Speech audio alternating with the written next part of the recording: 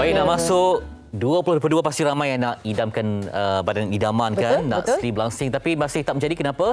Akan dibawa ke tahun hadapan lah untuk misi-misi tahun ini. Okey, kita nak huraikan kenapa agaknya diet anda tidak menjadi. Adakah anda mengikuti trend yang betul ataupun salah? Kita nak bersama dengan pegawai dietetik Encik Muhammad Hazrin Hussein dari Jabatan Dietetik Pusat Perubatan Universiti Melaya. Assalamualaikum Encik Hazrin. Waalaikumsalam warahmatullahi. Okey, itu dia. Okey, baik Cik. Cik Azrin, saya tanya, disebabkan limpahan maklumat ya daripada Instagram lah, TikTok semua, kita dapat macam-macam info tentang langsing ni. Betul. Sampai kita rasa keliru ikut yang mana satu. Dengar ini macam meletup, okey buat ini, kemudian buat ini. Jadi tengok testimoni gempak je nak ikut kan. Okay. Macam mana rasanya dari segi peningkatan ilmu bertambah, tapi dari segi pelaksanaan dan kefahaman tu macam mana yang dapat dilihat sepanjang tahun 2021 ni, Cik Azrin, silakan. Okey, Assalamualaikum dan selamat pagi. Terima kasih kerana jemput saya hari ini. So, bila sebut tentang diet, sudah pasti seharusnya kita mengamalkan diet yang sihat dan juga gaya hidup yang sihat. Okey, tapi masih juga ramai yang mungkin memilih untuk buat diet-diet yang macam tadi, ketogenic diet, intermittent fasting dan sebagainya, sebab dalam diet ini mereka mudah untuk dibuat dan cepat untuk mendapat keputusan. So sebab tu mungkin ramai yang di antara kita berminat untuk buat diet seperti itu. Tetapi bila kita memilih untuk buat diet yang saya kira sebagai satu diet yang ekstrim ini, sudah pasti kita ada kesan-kesan negatif yang mungkin orang yang amalkan tu perlu tahulah. Okay? So bila sebut tentang diet-diet yang macam ini, first kita risau kalau kita buat diet yang ekstrim seperti ini boleh menyebabkan satu is the weight rebound lah. Okay, weight rebound. Bila kita buat diet yang tak sihat, so mungkin berat badan kita akan menurun, tetapi kesan pada masa akan datang mungkin berat badan kita akan meningkat. So benda tu pun tak baguslah untuk kita dapat. Okay, bila jadi berat badan meningkat, so at the end seseorang itu dia akan rasa tertekan dan itu yang menyebabkan dia give up untuk buat diet lagi. Okay. So then yang kedua, bila kita tengok diet-diet ekstrim ni, so harusnya kita kena dapatkan pandangan daripada pakar pemakanan ataupun pakar perubatan, sebab tak semua yang boleh lakukan diet ini. Sebagai contoh macam intermittent fasting, mereka yang mengandung ataupun mereka yang plan untuk mengandung tak sesuai untuk buat. Mereka yang ada masalah diabetes contohnya yang tak terkawal, so ini juga tak sesuai untuk mereka lakukan diet ekstrim seperti ini. So benda yang macam inilah yang seharusnya kita terangkan kepada pengguna ataupun orang yang plan untuk buat diet plan seperti ini, supaya mereka betul-betul sesuai ataupun tak adalah kesan buruk yang berlaku kepada mereka. Kadang-kadang kan bila kita sampai satu tahap tu dah diet tapi dia stagnan dekat satu berat yang tak turun-turun. Tapi kita dah mengamalkan diet dah pada ketika itu. Apa sebabnya boleh terjadi perkara itu? Okey. So diet ni dia seperti balance lah. Okey. Berapa yang kita ambil adalah bergantung kepada penggunaan kita seharian. Sebagai contoh, kalau kita gunakan 1,500 kalori sehari, so kita ambil 1,500 kalori dari makanan, maka berat badan kita akan maintain. So bila berat badan stuck macam tu, mungkin pengambilan makanan kita dah jumlahnya sama dengan penggunaan seharian kita. Untuk menurunkan berat badan, kita kena tengok balik diet yang kita ambil itu, adakah kalori kita tu sebenarnya lebih ataupun sama, ataupun sepatutnya kita kena kurangkan untuk turunkan berat badan. Bermaksud disiplin kena tinggi ke macam mana, Cik Azrin? Mungkin sebelum makan tu kena ada calculator, kira kalori dulu kan. Kemudian apa nak dirancang aktiviti apa. Macam mana untuk dapatkan satu yang betul-betul berkesan, ataupun bergantung juga kepada tahap metabolisme badan ataupun juga faktor usia, genetik semuanya yang memberi impak kepada kelangsingan dan sebagainya, Cik Azrin. Okey, betul. So metabolisme badan ni dia ada banyak faktor lah. Antaranya tadi betul usia. Bila usia kita meningkat, so metabolisme badan kita mungkin akan menurun. So mungkin susahlah untuk orang yang berusia untuk turunkan berat badan berbanding orang-orang muda. Yang kedua, jantina. Kalau perempuan mungkin lebih sukar lah untuk turunkan berat badan. Metabolisme badan mereka lebih rendah dari lelaki.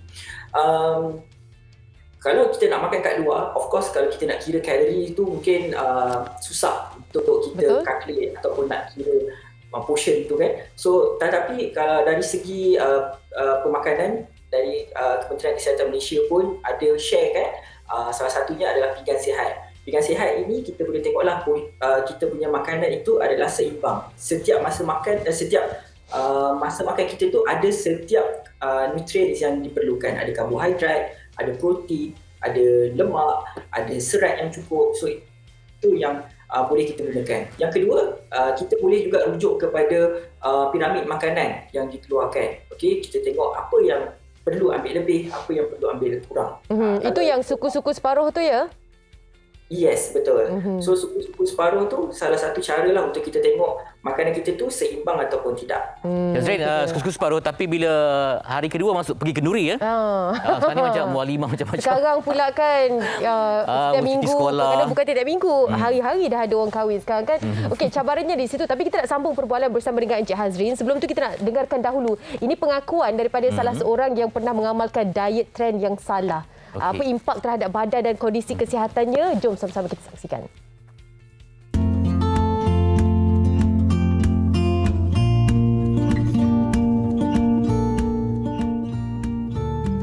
Tanpa mengira jantina, lelaki maupun wanita, seakan menjadi trend untuk memiliki bentuk badan yang langsing juga kesihatan yang baik.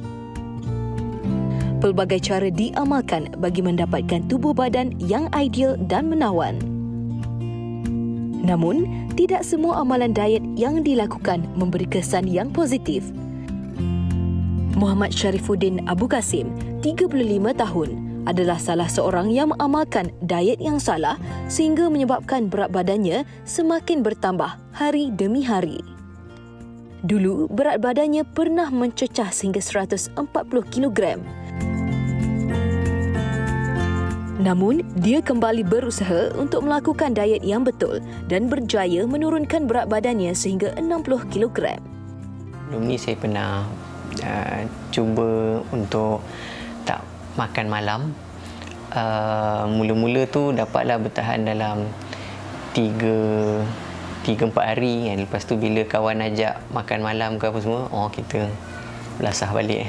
Ada juga saya try buat macam keto, ambil macam protein saja. Itu pun sebenarnya menjadi juga mula-mula. Tapi bila datang raya, bila datang majlis-majlis makan, macam kita lah yang kurang self control.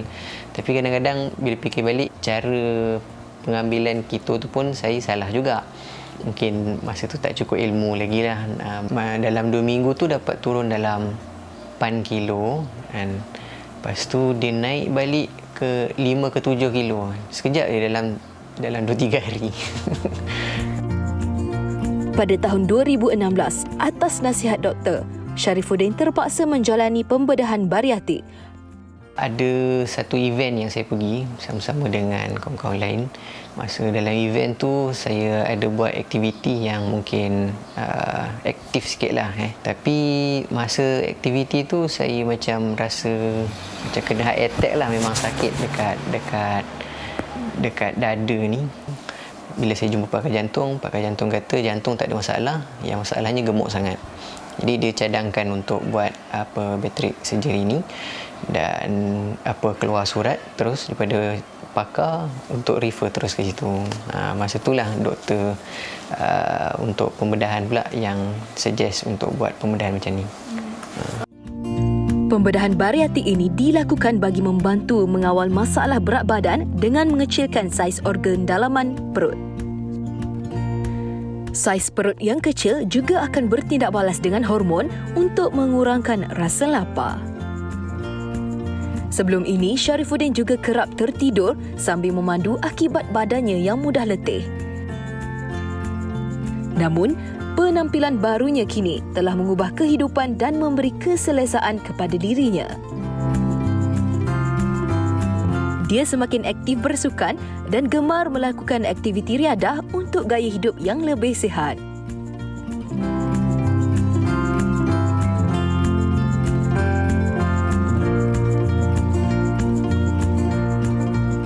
Dia hidup baru ya. Ya, terus macam berbeza. Bersalin kulit berbahasa sendiri. Okey, kita bercakap tentang penurunan badan. Lepas tu katanya sehingga pada tahap kena buat pembedahan bariatrik tu.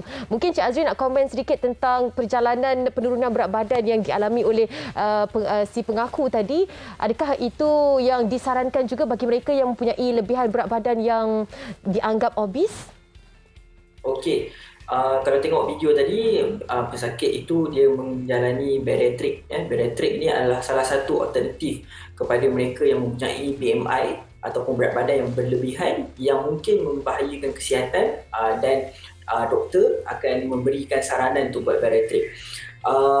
Dan bila kita buat bariatrik surgery itu, of course selepas itu perlu ada rawatan susulan bersama dengan dietitian untuk melihat diet sehinggalah berat badan capai kepada tahap yang kita target.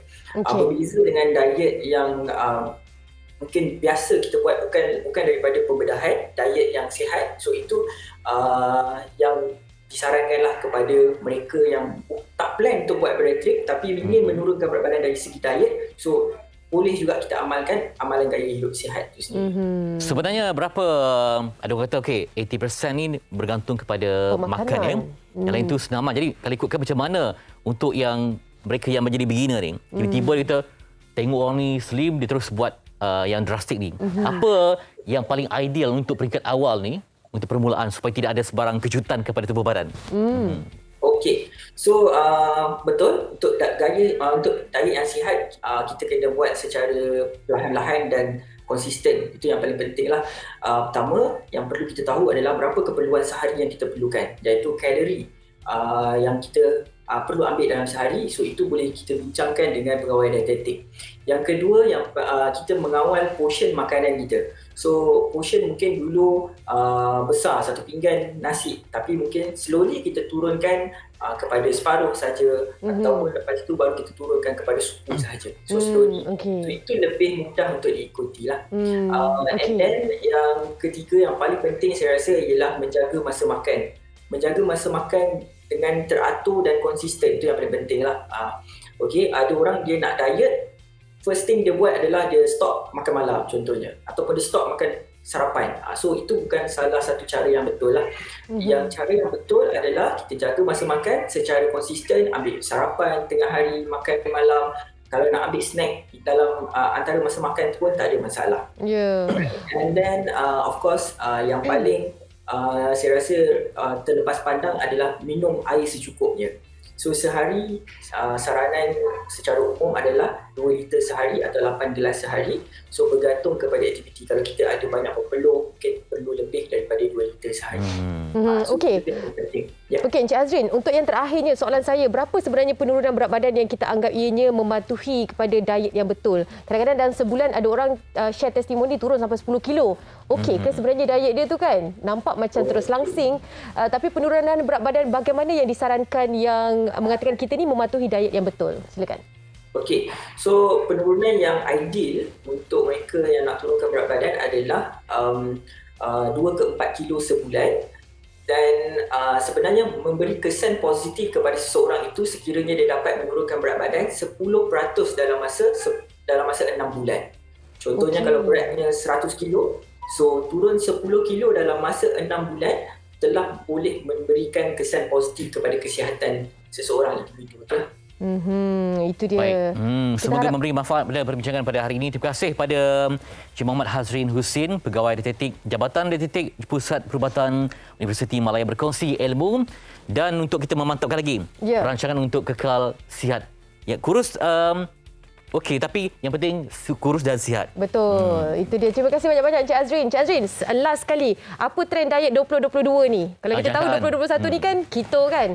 Mungkin tahun 2022 apa agaknya trend yang akan di viral ataupun orang kata menjadi ikutan? Tak tahulah. Mungkin kita bincang pasti mungkin akan jadi popular juga, Kembali ataupun popular. akan datang mungkin ada produk-produk very low calorie diet mungkin dah akan mula keluar lah. Okey, baik. Terima kasih banyak ya. Kita nantikan 22 yang baik. begitu bermakna. Okey. Terima kasih Encik Azrin. Itu dia trend apa pun mungkin yang akan berlaku pada tahun 2022 Saya nak ini. tunjuk sikit sebenarnya seorang jurukamera depan ni, Cik Amir ni. Dulu dia sedikit macam gempal, tapi ternyata keluarga dia ada badan besar dan diberi impak kepada lutut. Betul. Jadi dia pun tiba-tiba saya tengok macam tak kenal. Jadi memang slimkan badan untuk tujuan kesihatan. Jadi kita PM tepi apa Okey. tipsnya? Nanti kita tunjukkan lah. Jadi pembuktian. Okey. Tapi ada setengah orang, dia memang makanlah macam mana pun, banyak macam mana pun, seperti orang sebelah ni, dia tetap akan mempunyai tubuh ke? yang macam gitu. Awak cuba tengok 10 tahun lepas MSI. Sama ke tak dengan Petri sekarang ini? Okey. Okey, Apa nanti kita dia masuk ke kongsikan. dalam konti untuk tunjukkan kehidupan di belakang pula?